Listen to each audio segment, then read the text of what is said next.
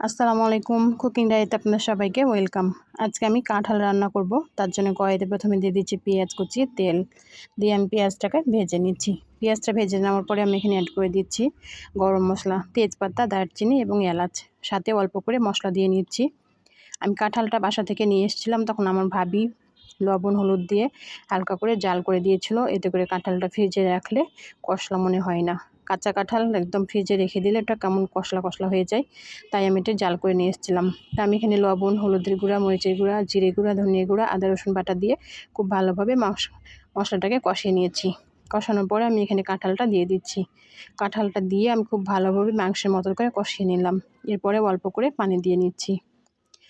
তা আপনারা কে কীভাবে কাঁঠাল রান্না করে খান অবশ্যই কমেন্ট করবেন। তা কাঁঠালটা আমি ঢেকে দিলাম। আবারও কিছুক্ষণ পর ঢাকনাটা উঠিয়ে নিয়েছি। আমি এখানে কোনো রকম ঝোল রাখবো না, মাংসর মতো করে এটাকে কষিয়ে নিচ্ছি। তো আমার কাঁঠাল রান্নাটা হয়ে গেছে, উঠিয়ে নিলাম। তো সবাই ভালো থাকেন, নতুন ভিডিও নিয়ে আবারও দেখা হবে। আল্লাহ হাফেজ।